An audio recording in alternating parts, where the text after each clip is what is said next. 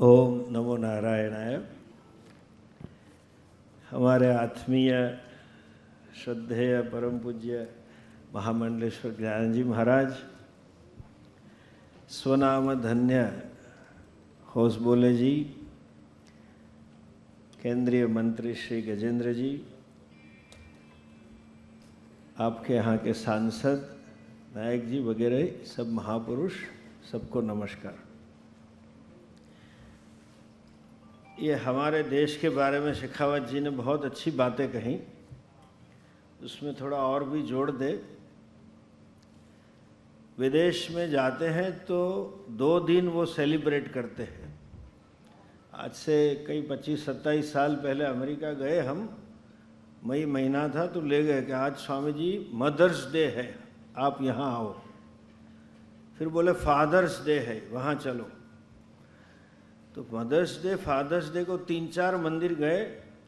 फिर हमने पूछा पेरेंट्स डे है कि नहीं, तो कहा हमारे वहाँ होता ही नहीं। उसी तरह से कहीं भी विश्व में शिक्षक दिवस नहीं है। ये हमारी भारतीय संस्कृति की महानता है। ऐसा क्यों है वो भी समझ लीजिए। आज की जो सब विद्या स्थान है, पूरी शिक्षण व्यवस्था है, चाहे आप इंजीनियरिंग करें या मेडिसिन करें या कॉमर्स करें या कुछ भी करें, वो सिर्फ अर्थोपार्जन की ही शिक्षा दे रहे हैं। एक अंग्रेजी में जिसको कहेंगे they impart the wisdom of earning only. पैसे कमाने की शिक्षा देते हैं और जहाँ ज़्यादा पैसा होता है वहाँ ज़्यादा रश होता है। एक ज़माना था इंजीनियरिंग का, सिविल इंजीनियरिंग का। नेहरू जी ने बताया था modern public sector undertakings are the temples of the modern India. फिर अलग ज़माना आया, इंजीनियरिंग का आया, सॉफ्टवेयर का आया। आज सबको आर्टिफिशियल इंटेलिजेंस में जाना है, डेटा एनालिटिक्स में जाना है, क्यों? उसमें पैसे ज़्यादा है। लेकिन हमारी जो गुरुकुल परंपरा है, हमारी जो शिक्षण व्यवस्था है, उसमें एक दूसरी विद्या भी पढ़ाई जाती है। द्वे विद्ये वेदितव्ये। विजडम ऑफ अर्निंग के साथ साथ वो आवश्यक है, क्योंकि विद्यार्थी पढ़ने के बाद गृहस्थ आश्रम में प्रवेश करेगा तो उसको अर्थोपार्जन चाहिए, लेकिन उसके साथ साथ विजडम ऑफ लिविंग भी पढ़ाई जाती थी। आज हुआ क्या है, स्टैंडर्ड ऑफ लिविंग बहुत बढ़ गया है, जीडीपी बढ़ गई है। सभी देश का model GDP per capita income बढ़ाने में, लेकिन स्टैंडर्ड ऑफ लाइफ कम होती जा रही है।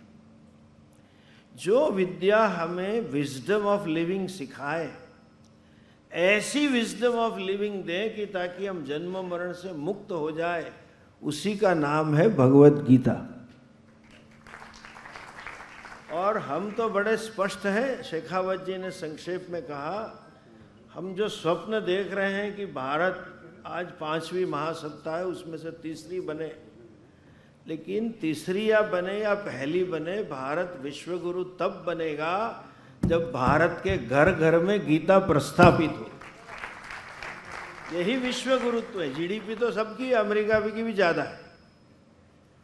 और जैसे भगवान स्वयं कह के गए हैं, गीता में हृदयम पार्थ, ये अर्जुन गीता तो साक्षात मेरा हृदय है। और वही हृदय को श्रीमद् भागवत में नारद जी ने कहा है, भक्ति देवी को प्रॉमिस करते कहते हैं, स्थापयिष्यामि गेहे गेहे जने जने। प्रतिज्ञा ले ली कि हे भक्ति, मैं तुझे प्रत्येक व्यक्ति के घर में और प्रत्येक के हृदय में स्थापित करूंगा। मैं समझता हूँ ऐसी ही प्रतिज्ञा हमारे महाराज जी ने ली है, प्रत्येक के हृदय में गीता जी के स्थापित करने की। यही यज्ञ यहाँ से चल रहा है। हम थे यहाँ जब भूमि पूजन हुआ। और आज थोड़ा आखिर में ये भी बता दें, यूनाइटेड नेशंस ने लास्ट मिलेनिया के लिए सस्टेनेबल गोल्स दिए थे। आजकल महाराज जी 2 कॉन्फ्रेंस हो गई, एक तीसरी है अभी स्विट्जरलैंड में।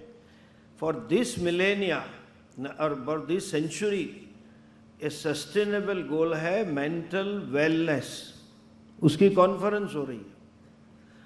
मानसिक स्वस्थता होना वो सबसे इम्पोर्टेंट आवश्यक है।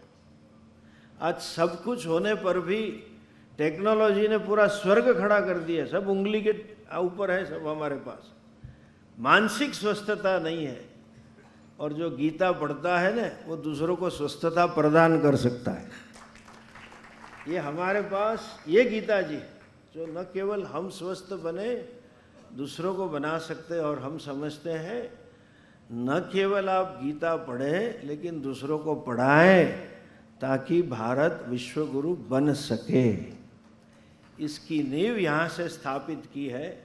शारीरिक स्वस्थता के बाद हम यही प्रार्थना करेंगे, दोनों बिल्डिंग बगल में है, शरीर स्वस्थ होने के बाद यहाँ के गीता भी पढ़े और मानसिक स्वस्थ बने। यही शुभकामना के साथ महाराज जी को प्रणाम करते हुए ओम तत्सत।